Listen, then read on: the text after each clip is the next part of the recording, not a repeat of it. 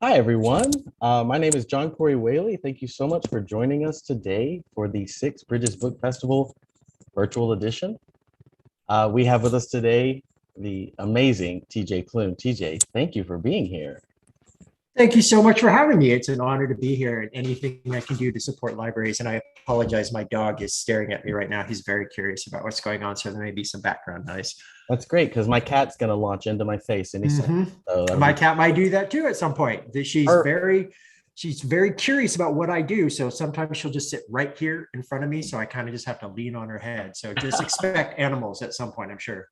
Amazing. Well, I have a beautiful intro all ready for you, and I'm going to deliver it now, even though I had to say hi first. All Um, right, cool. Go. So Let's my see. name's John Corey Whaley. I'm a young adult author of books like Where Things Come Back, Noggin, Highly Logical Behavior. You can find those wherever you find books. But today we are talking to TJ Klune. If you haven't heard of TJ, you live under a rock. TJ is the Lambda Literary Award-winning author and New York Times bestseller of novels such as the Green Creek series, The House on the Cerulean Sea. Wow, what a beautiful book. The Extraordinaries. And TJ puts this on every bio I've seen. Being queer himself, he believes it's important now more than ever to have accurate, positive queer representation in stories. I already love you. Oh, thank you. Amazing.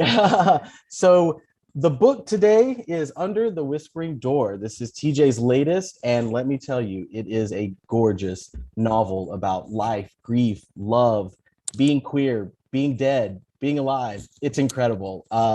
What a feat! Congratulations on this lovely novel, TJ. Thank you. It's been a crazy pat. It's hard to believe that this book has only been out for a month, and it's been a wild trip. This book, I've been with this book for a very long time, much longer than most people probably expect. And to have it out in the world finally is it's a relief. It's also a little scary, but it is something that I am finally able to share with the world, and I am so excited about it. Amazing. Yeah, I'm so glad that you wanted to share it. I think we're all better for it. Let me ask. I was going to read this great description of the book, but I think your voice is the best one for that. So you want to just kind of tell our readers, our listeners, our viewers, what is Under the Whispering Door and what's it about, and why do you want to give it to us? Absolutely. So, Under the Whispering Door is about a not so very nice man named Wallace who is living the life that he thinks he deserves and that he thinks is owed to him.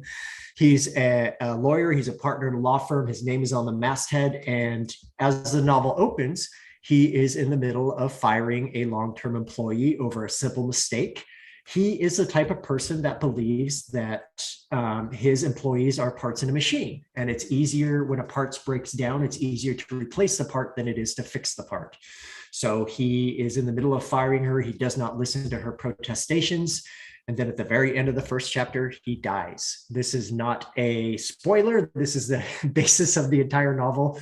For Wallace, though, death is not the ending like he thought it would be, but the beginning of something else entirely. It's while he's at his poorly attended funeral that he meets a woman who calls herself a reaper. Her name is May, and she tells him that it's her job to bring him to the ferryman, the man whose job it is to help souls cross over to whatever comes next.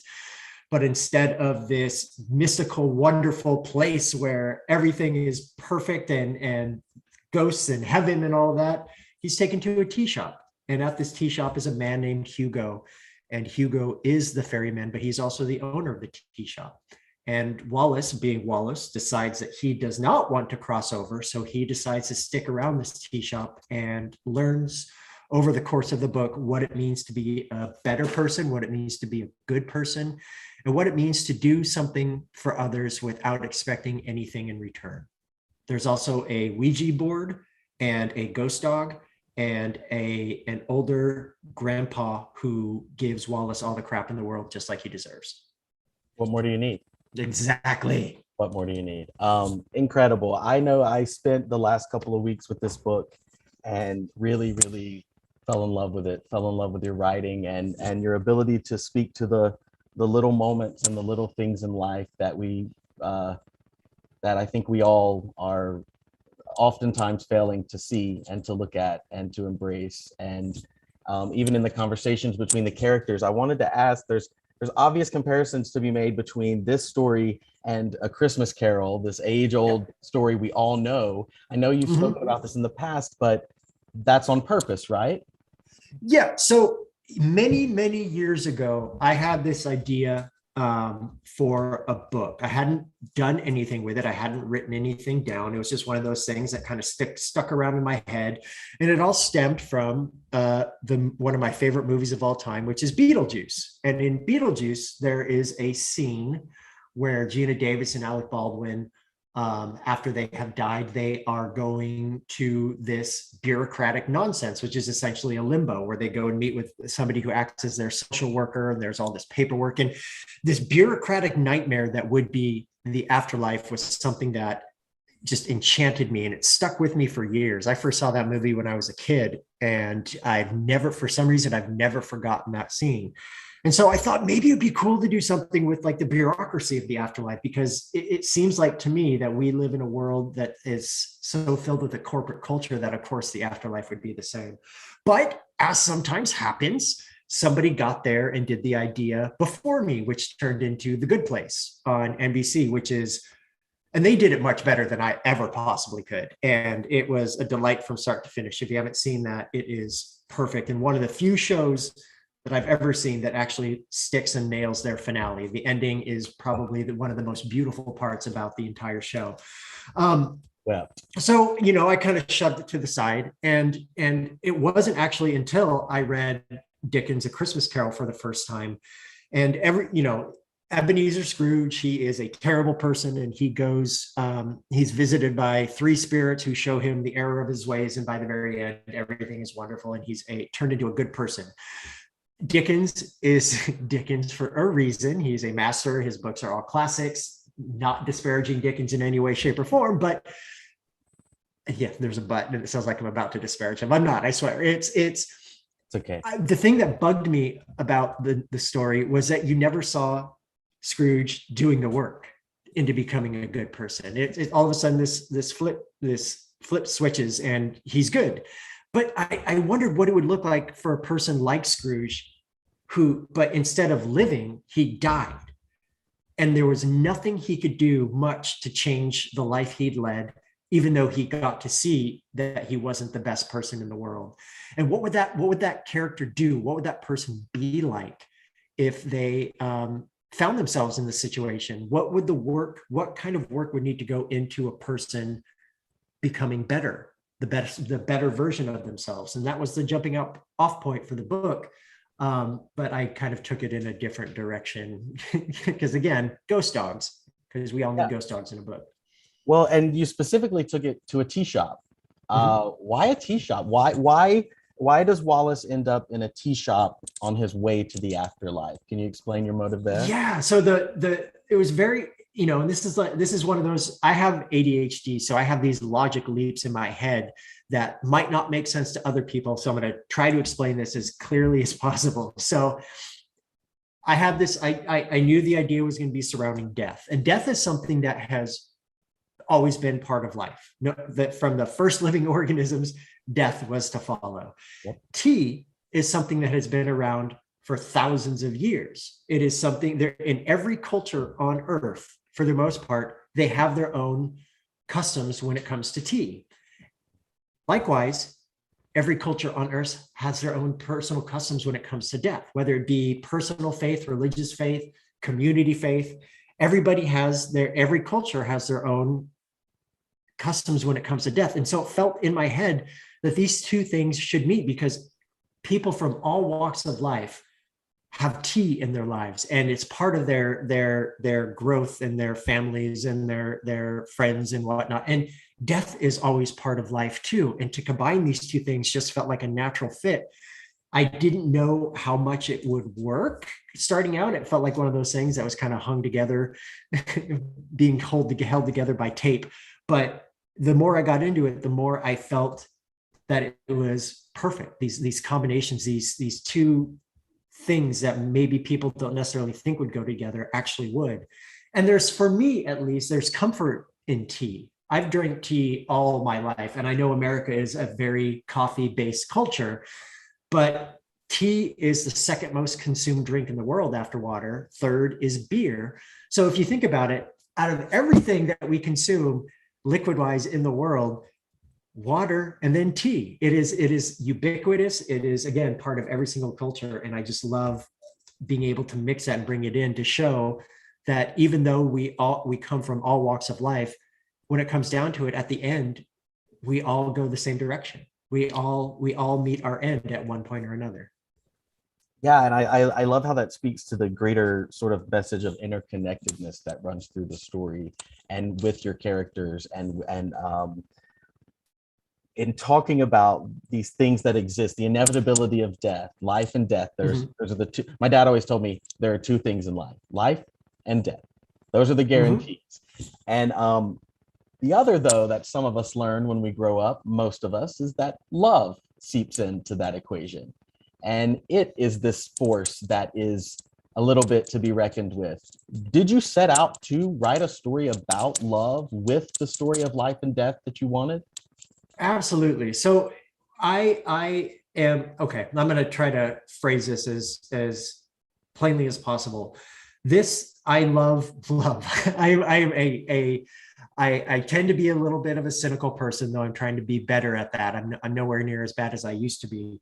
But it does sound trite and cliche, but love, as you said, is one of the most powerful forces on earth. And I'm not talking even about romantic love. I'm talking about platonic, familial, friendship, the love we have for pets, because again, ghost dog. And there are so many types of love stories that don't involve romance in any way, shape, or form. Yes, there is a queer romance in this book. It is not the point of the book. But it is just one type of love that is shown. There's the love between Hugo the ferryman and Wallace, this man he's supposed to help lay to rest. There's a love between the people, Hugo, May, Nelson, Apollo, at the tea shop, who are there to try to help Wallace move on to what comes next. There's the love of the community that surrounds them, because Hugo is a pillar. He's a fixture in this community where this tea shop is. And though not everyone knows what he does, they still find themselves drawn to him because he is that type of person who is just magnetic and wonderful, but doesn't necessarily know it, because he's one of the most empathetic people that I've ever written. And he's the most empathetic character in this book.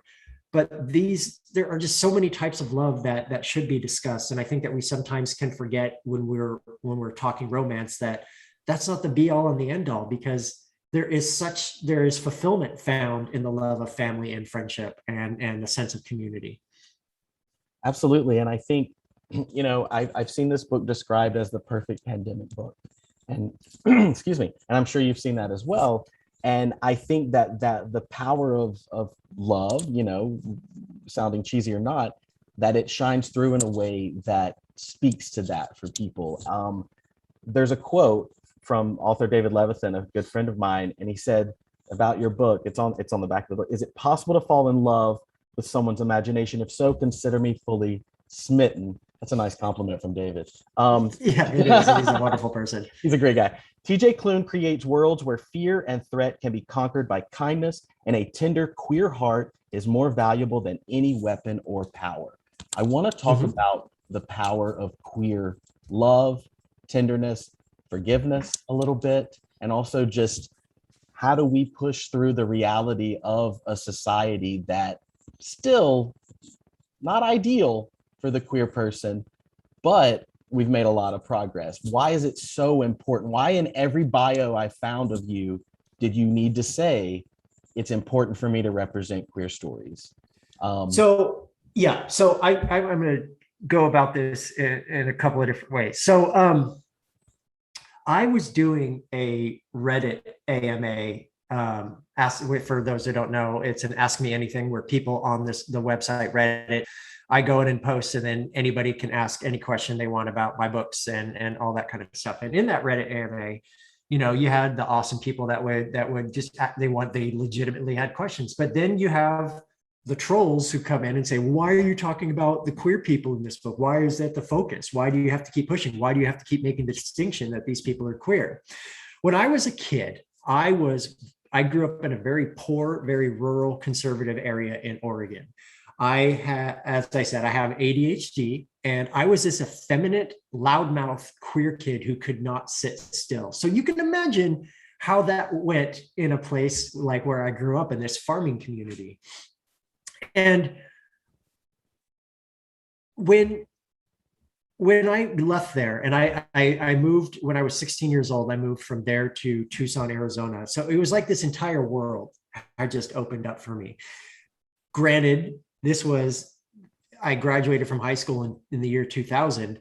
So in the past couple of decades, we have seen this shift, but I still remember, and I still like to remind people that it was only 6 years ago that queer people were given the right to marry in the United States. And I remember when the Obergefell decision came down from the Supreme Court, how people who saw the decision and decided to be wits online, and these were, from what I could tell, straight people who like to announce that, oh yay, homophobia is now over. Queer people can do everything straight people can. So we're all equal, and bigotry has been solved. And that's not how it works, man. That is not how it works. You have multiple states right now attacking trans rights across this country. You have books that are being banned in Texas that have queer content in it, or excuse me, I don't want to say are being banned, are requesting to be banned by a politician there who released a list of 850 books. A lot of them have included queer content. If you don't think that we still have a long ways to go, man, do I have some news for you, because we absolutely do. So when I talk about, or when I say, or when it's written in my bio or on my website or in these talks that I give, that I want to do accurate, positive, queer representation, I mean that with every fiber of my being, because there is so much that people still misunderstand. Yeah. And with that kind of misunderstanding, that can lead to fear of the unknown, and that can lead to anger, and that can lead to hatred, which it does. And I am going to do what I do best to counteract that. It is telling stories for anyone who wants to read them. This book is for anyone who wants to read it. It doesn't matter your sexuality, gender, where you come from.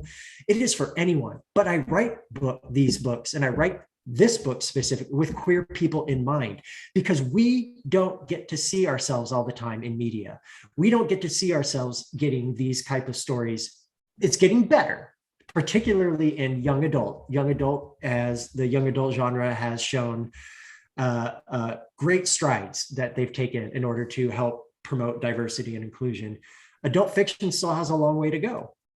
And which is why when a book like Under the Whispering Door, this is going to be sounding like a little bit of a humble brag, so I apologize, but this book debuted at number 4 on the New York Times bestseller list.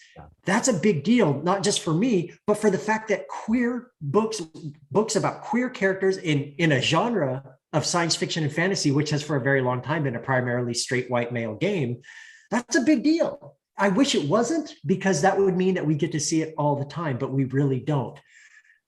So the reason I do what I do, and the reason I am always pushing for what some people would probably consider the queer agenda, is because we deserve to have our stories told. We deserve to get to see ourselves having happy endings. We deserve to see ourselves in media represented correctly, played by people who are from our community, and get to live out the entire story instead of falling into the fridging the lesbians or bury your gays trope. Right. And we get to contribute. We get to be the leaders of our own stories. We get to make differences. And so as long as I'm going to be a writer, I'm still going to be pushing that. And I will always, always, always push and strive for accurate, positive queer representation. Oh, amazing. Hell yeah.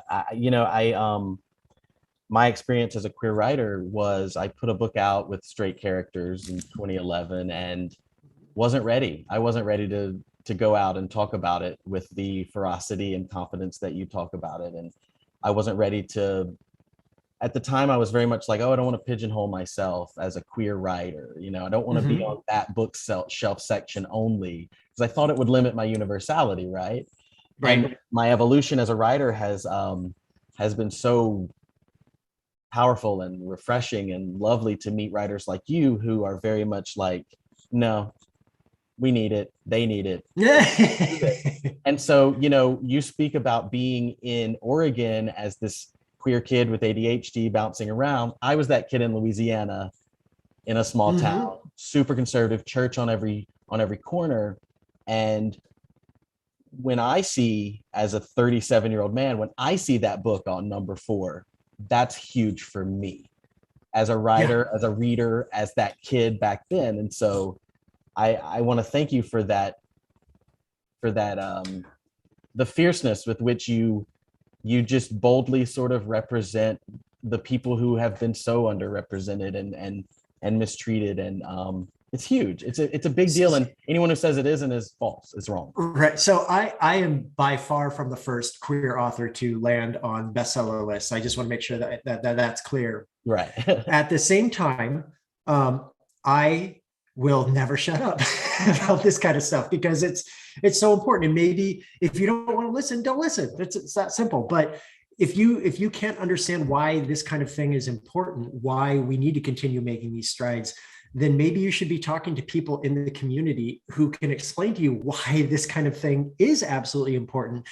Because yes, it is 2021, and yes, things are getting better, but you still have kids who are scared to come out at their schools to their families because they don't know how they'll be received.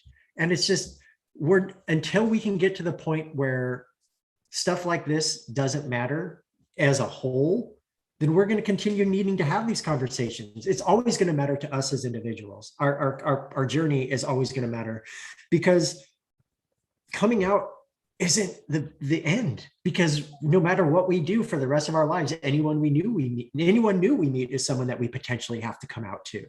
So it's not like this is a journey that ends with the first time we say the words, I'm queer or gay, bi, pan, whatever. Right. That's not how it ends. We have to keep doing that for the rest of our lives. Yeah. And I'm almost 40 years old now, and it still can be kind of awkward when somebody makes an assumption about you and your sexuality. Oh, do you have a girlfriend? I mean, I'm sorry, did you see me existing? Of course I don't have a girlfriend. Right. So we have gone pretty far, but we still have a long way to go. And what I appreciate is that you're acknowledging that there's an obligation from the artist to the consumer, to the, not consumer, the reader, the viewer, the fan. As artists, we have an obligation to tell the truth, and that is the truth. The truth. Right, but fiction is. Yes, we have an obligation to tell the truth, but we do it by lying, because fiction is lies. They're stories that we make up. But we do have that obligation, and I take that obligation very seriously. You know, I know how fortunate I am to be in the position that I'm in. I know how lucky I am to be able to be here talking to you, find people, and to be able to put books out that people seem to enjoy. I get how fortunate I am, and I'm humbled by that responsibility. But at the same time, just because I have had some really awesome success doesn't mean I'm going to stop talking about what I do, because now that I'm getting a wider audience, hell yes, I'm going to be talking to this wider audience about everything that I've been shouting about for the last decade since I've been published. Oh yeah. Using your voice for the right thing, and I love it. I read, this is a little bit of a pivot, but I'm so fascinated by this. You listen to NPR while you're writing? And what the hell is wrong with you? No, I'm just kidding. How can you do it? So, oh boy, yeah, this is going to make me talk about the Christmas music thing too. So, when I'm writing, I listen to NPR. And it's not that I listen to it loud. I listen to it, it's on in the background. And so I always have that hum and thrum of voices. But every now and then, breaking news. And then I have to stop and see what else is on fire in this world. Or tuba just coming through really loud segments, right? Mm-hmm. But I have to,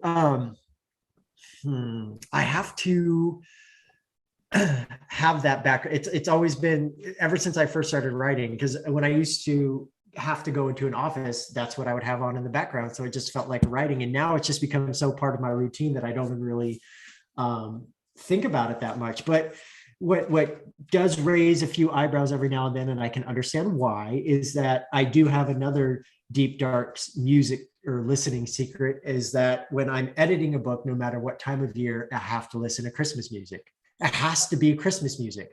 It will be July and I'll be in the middle of editing a book and I'll have to turn on 1940s and 50s Christmas music. And the reason for that is because way back in 2010, I was editing my very first book, and it was, of course, November, December. So I listened to Christmas music, and then that book came out the next August, and it was with an indie publisher. It was my first book. And for some reason, it did pretty good and it got noticed. And so from that point on, I got it in my head that now I have to listen to Christmas music, just because the first time I did, my book did okay. So now I have to do it for every single book. So that's what I do. In fact, I'm editing a book right now, and have been for the last couple of weeks, and Christmas music has been playing 24/7 in my house. I love it. That sounds fantastic. I want to edit with you so we could just listen to Christmas music. Right, and that's all I do. It's none of that Michael Bublé, Mariah Carey crap. It's all Dean Martin. It's all Frank Sinatra. It's all of that old stuff. So yeah, I still get awkwardly embarrassed by that, because I've told this story many times, and the looks I get from some people when I do that are all like, oh, so he's a little odd. That's cool. Oh, yeah. Well, when they write a book like yours, they'll understand. No, that's what I figured. Yeah. Well, in speaking about music in general, you recently released a playlist of songs that sort of, and I, not to make it about me for a second, but I so identified with you in the piece that you wrote with your playlist. And I believe it was a blog post.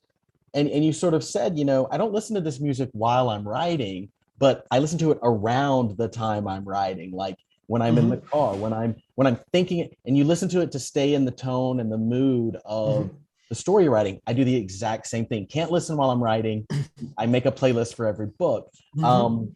Is that something that you've done for every story? Is that something you'll continue to do? Is it something that's a really important part of the process for you?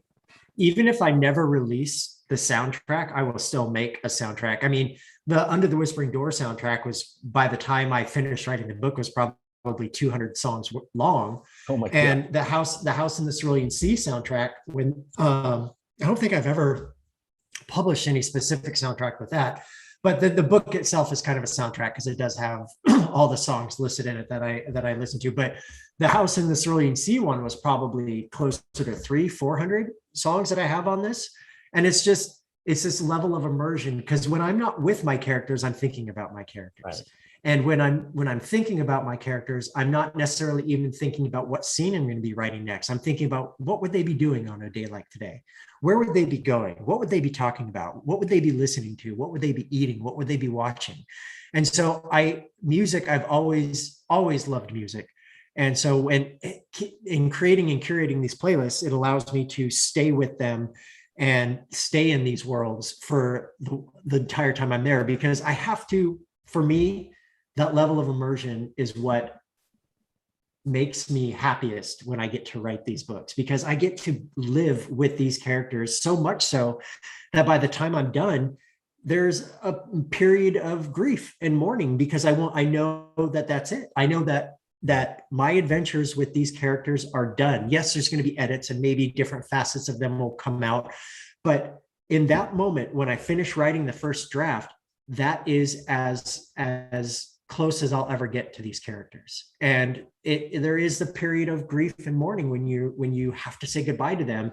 And every now and then I'll go listen to an old playlist for one of my previous books, and I'll get a little sad. I'll get a little melancholic, because I miss being in these worlds. It doesn't mean I'm going to go back and write another book in there, because Under the Whispering Door, I'll never write a sequel to this book, just because I love how it tells the story and how it ends. Yeah. But I'll listen to these soundtracks every now and then and go, oh, I want to go back there for a little bit.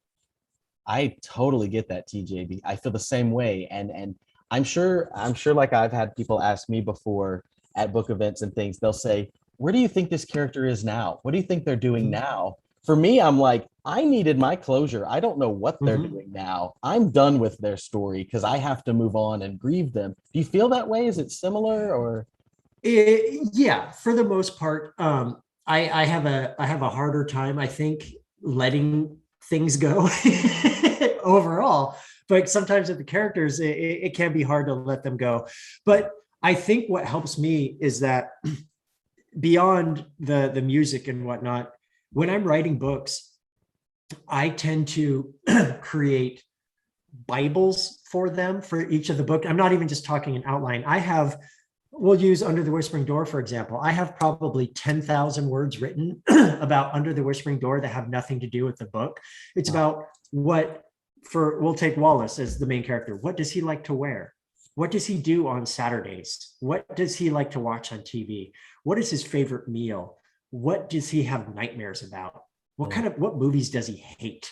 Those are the types of things that I write about, these little extras, knowing that they will never appear in any book, just because it helps me embody these characters even more. So when I'm fully immersed in the middle of a book, I'm in it, man, for however long it takes to write that book. Yeah, it sounds like it. And I think that speaks to your beautiful ability to world build. I think with Under the Whispering Door and House on the Cerulean Sea, you've created these worlds where the readers get so immersed in the reality of spaces that you've created that they're able to feel the reality of the emotions of your characters more deeply. And I think that's because you go so deep into living the story that you're writing. Obviously, you're right. That's incredible. I consider it, when you hear actors on set being obnoxious and doing the method acting where they always stay in character the entire time, that's kind of what it is for me, obnoxiously. But it's not like I'm acting like my characters or anything like that. But when I'm writing a book and it's going good, it's all I think about. It's all I focus on. It's almost every part of my everyday life is about the book, to finish it and to get it where I want it to go. Yeah, I think anyone out there with writer friends knows exactly what you're talking about, because they've had conversations interrupted. If you're gonna text a writer who's writing a book, don't expect a text right away back.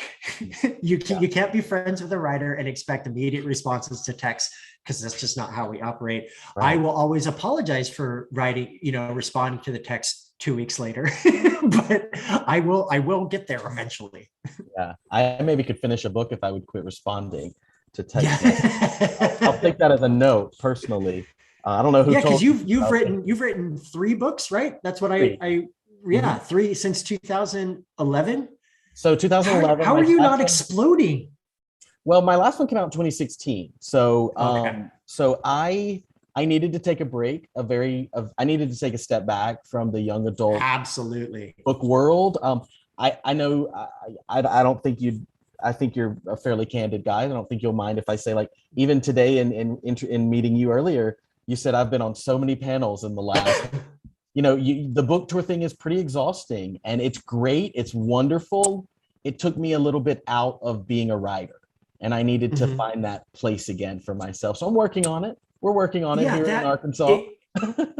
So a lot, what people watching may not understand is that so I'm a full-time writer. This is my job. This is what I do. I've been very fortunate in that regard and lucky to be able to do what I love. I know that not a lot of people get to say they do that as their jobs. Yeah.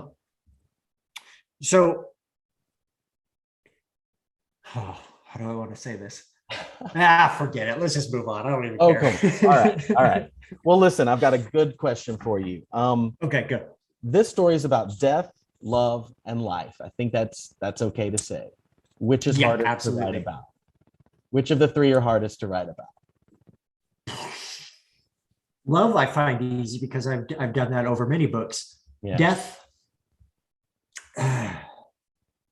probably death. I will probably go with death. And look, death is taboo. It really is. At least in the culture in which I live, in the United States, we don't like to talk about it, because it's something that takes us away from others. But it is taboo in the same way that talking about money is taboo, and talking about sex is taboo. We don't talk about it because it puts us in awkward positions. It makes us uncomfortable, and we would rather talk about anything else. But I am struck constantly by the thought of that's a central theme to this book, which is what would you do with the time you have left? Right. And that is something that I think about all the time. We don't know when our last day is going to be. It could be 50 years from now. It could be an hour from now. We don't know.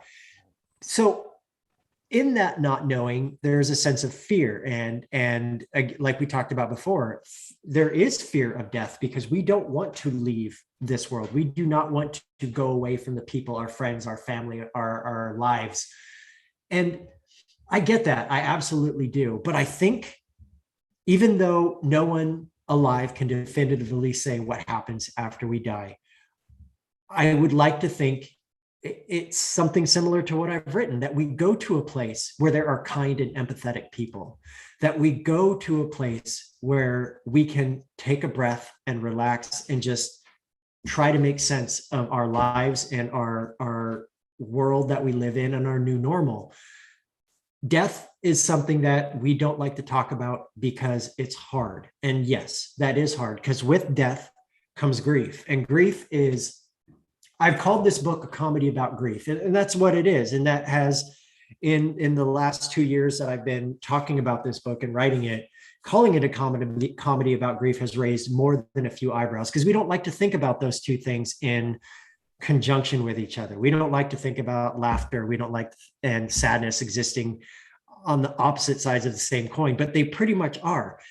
We can, when we're sad, when we cry, we can still find humor. We can still laugh. We can still chuckle. And even though we feel kind of bad for doing it, we still can do it.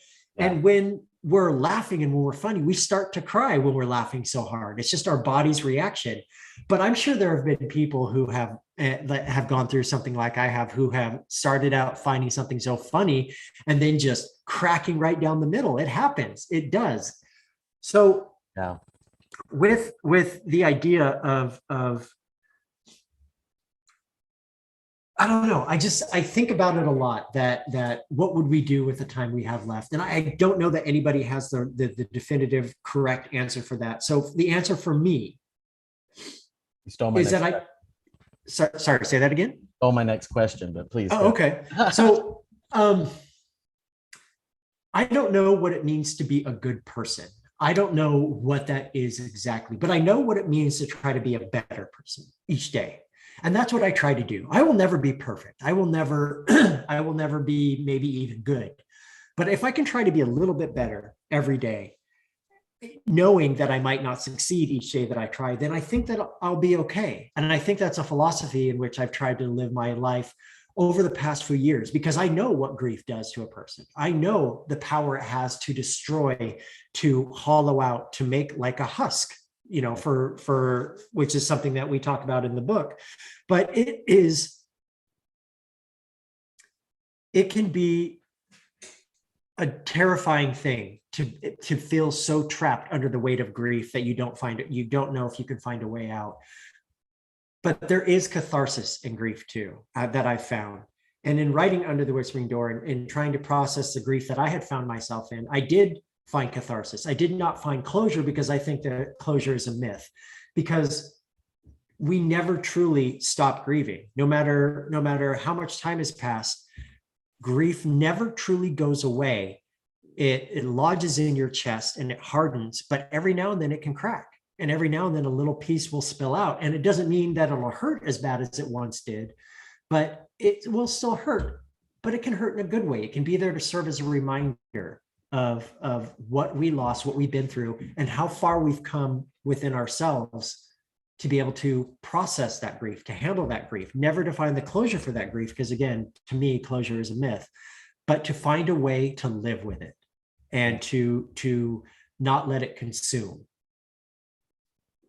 I think, and you said something about, I don't know how to be a good person. I know how to be a better person. And living with grief and understanding it is another step toward being a better person, right? If you use it the right way. And right. I like that message. Right. And it is. And if you,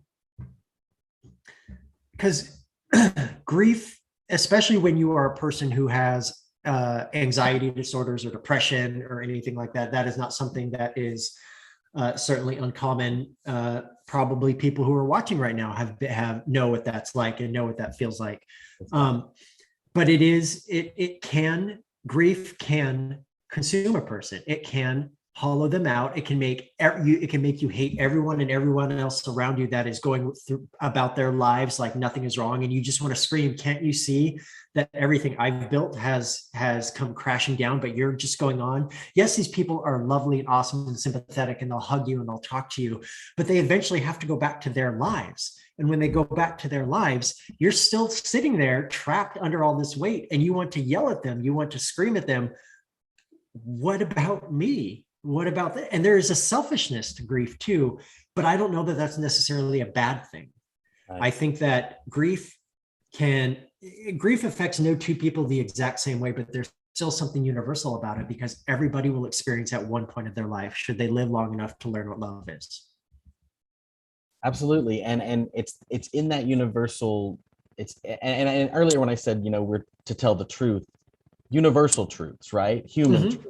And that's really what grief is, one of those, with death, with life, with love, with being queer, and with all of these different elements that sort of build into our world, but also this world that you've so definitely been able to create of your own. Speaking to that good person, better person thing, it's hard for me to have any kind of vocal space where I don't say, it's been a rough couple of years. It's been a rough few years. Yeah, that's an understatement. Yeah. Ooh, weeps in the corner. But right. What I've found in a personal journey, in witnessing the personal journeys of other people, specifically white men, is that acknowledging that maybe you won't be able to ever say, I'm a good person. But if every day you can make a step toward being a better person, a better version, especially if you live in a reality where privilege has allowed you to scapegoat a lot of that for most of your existence. And what I see in this book, what I see in Wallace's journey, in sort of the price he's paying, I think your last name was in a little bit of a wink there, but I think that it speaks to this idea that collectively we can push toward better. We might not know the definition of good versus all the bad that happens, and maybe that makes we're better by not having but with it not being black and white, right? With it not being binary. Right. And with that, we go knowing that there's going to be voices shouting in the background that we're going about it all wrong. That you what do you mean you're trying to become a better person? Oh, you're so woke, you're so soft, civilization now. Blah, blah, blah, blah. And that, yes, but no matter what anyone does, there's always going to be detractors. There will always be detractors. And if you can learn to tune those people out, man, your life will be so much better. I've said quite often that I think that the internet was a mistake just because of how many voices it have, especially in the last few years. But one of the greatest inventions of all time was the mute and the block button. And so I am totally good with silent. And you know what? Some people could argue that, oh, but you're just trying to create an echo chamber for yourself. But you know what? In my echo chamber, people are trying to do better, trying to be good, trying to do good things, trying to help other people. If that's the echo chamber in which I need to live, then I am all for it.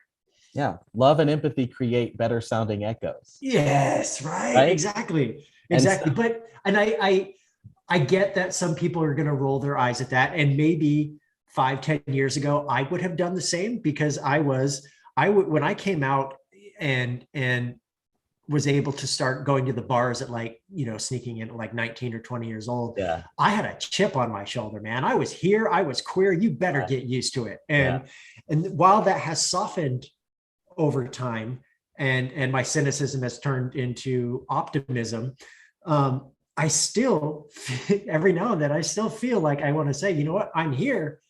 Get used to it, because I've been here and I'm not going anywhere. And if you don't like what I have to say, then there's the door.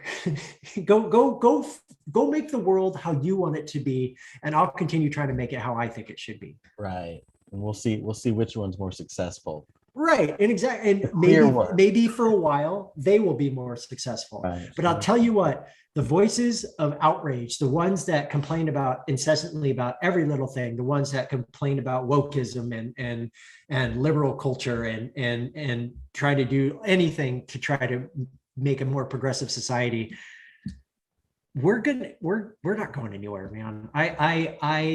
I'm not even talking politics. I'm not talking about where your political affiliations may lie. I'm just talking about the idea of empathy and the idea of listening and the idea of helping others for no other reason than just to say that you did. You're not there for accolades. You're not there for recognition. You're doing it because it's the right thing to do. Yeah, absolutely. Absolutely. And I just saw a comment that Sarah wrote in the, oh my God, the book club I'm in is called We're Here, We Read, Get Used to It.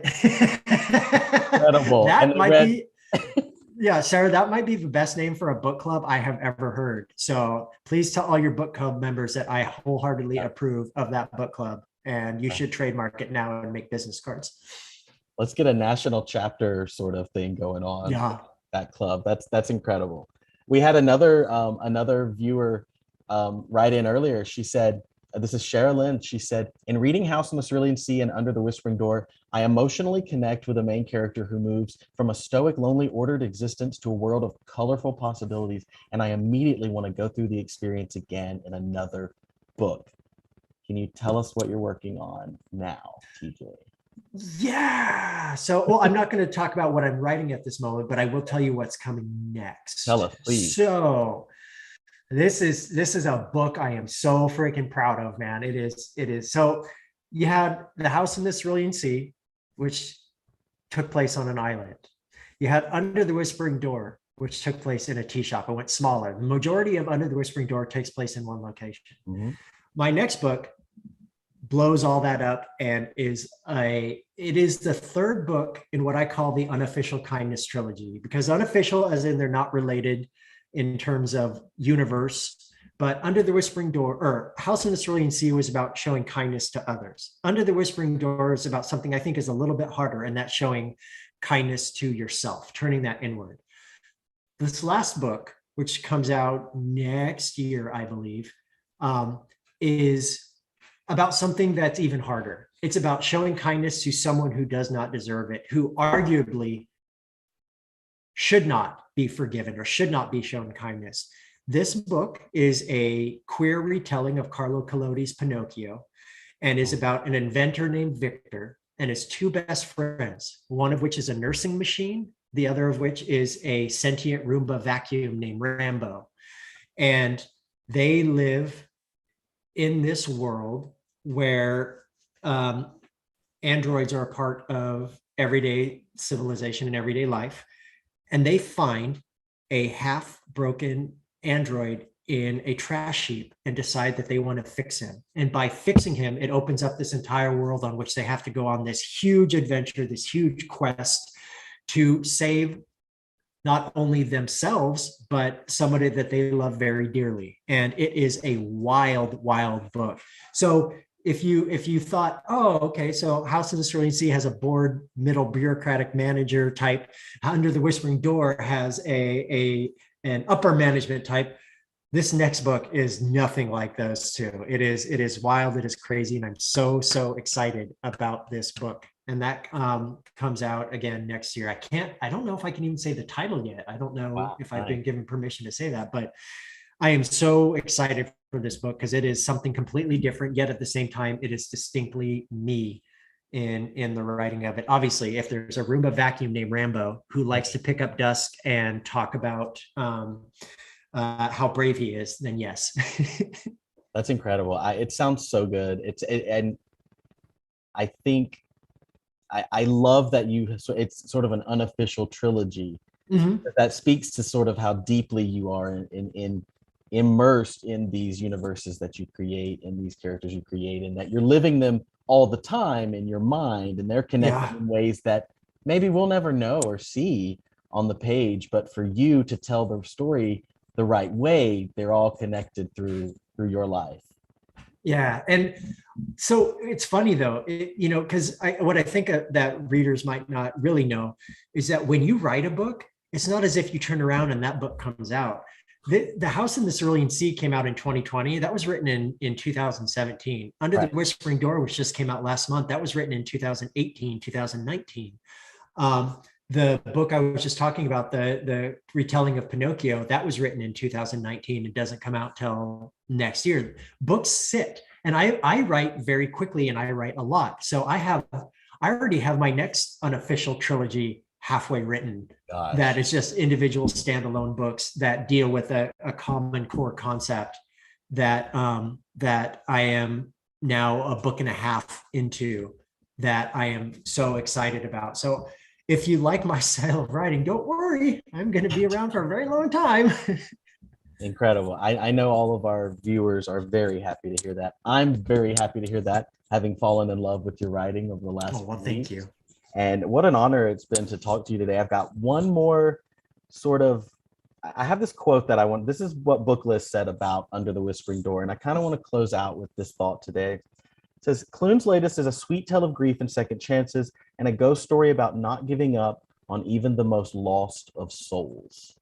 I needed this book right now, and I think a lot of people need a book like this right now. I think it's easy for us to give up on. I think a lot of us have given up on a lot of people in the last couple of years through a lot of different circumstances, politically and health-wise, and a lot of things. And to have a story that speaks to forgiveness, speaks to a second chance in a very concrete way, and that does it through this beautiful story that turns into a queer love story. I don't know how you pulled it off, but you certainly did.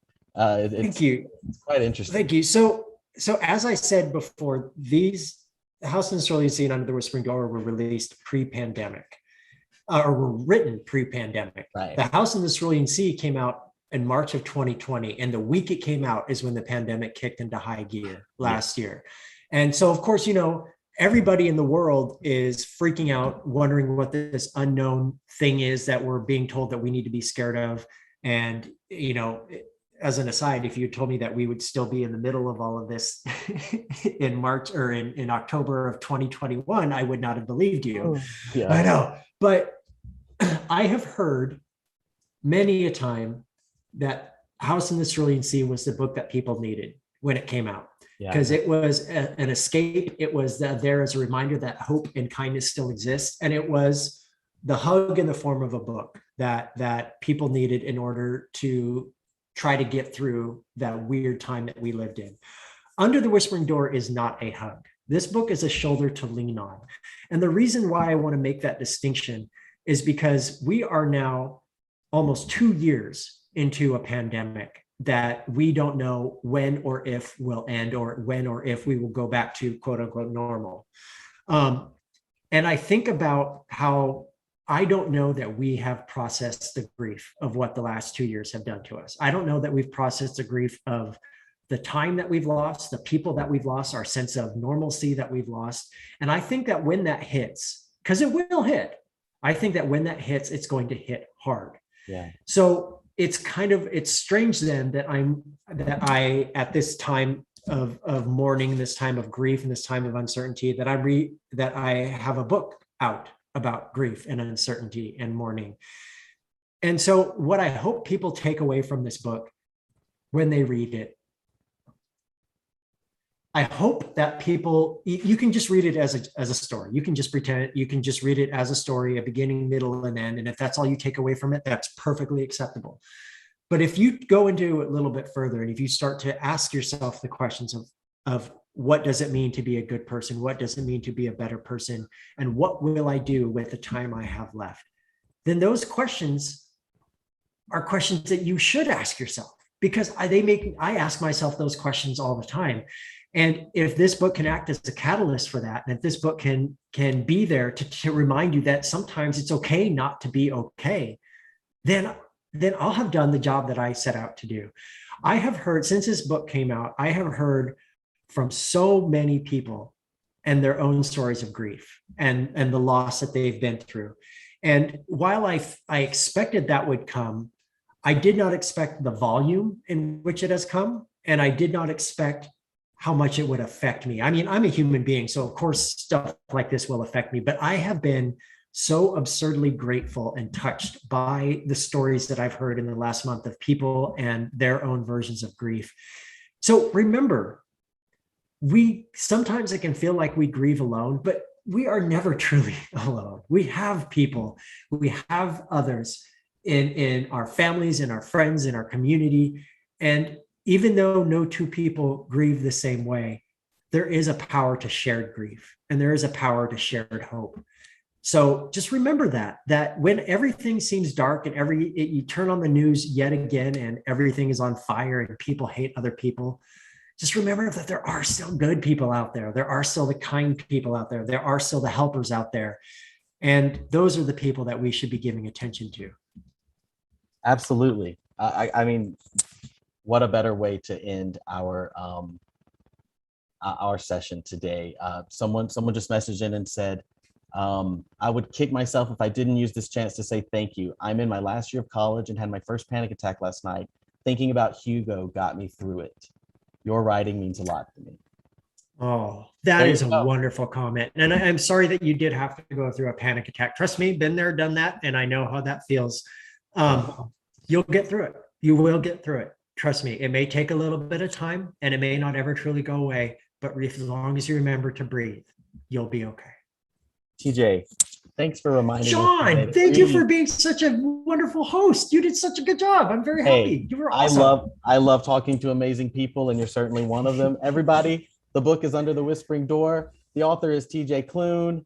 You're going to find it every bookstore you go into. It's going to fall and hit you on the head when you walk in. Buy it, take it home, read it. We want to give a big shout out to the Central Arkansas Library System. What an incredible library system we have here in Arkansas, which is such a great system that creates safe queer spaces for kids all over the state. We love them. We love that they bring authors like TJ to speak to all of you. TJ, I am forever grateful for this. Thank you so much. Thank you, John. And check out John's books too. So that way he'll have to write more, and then we can have him publish more. But yes, one quick thing I do want to say too, libraries have quite literally saved my life when I was a child growing up. So please, please, please support your library, support your local indie bookstores, because during this time, they need us now more than ever. And honestly, you have an entire building in the form of a library that can take you to any world you could possibly imagine. Why would you not want to go there?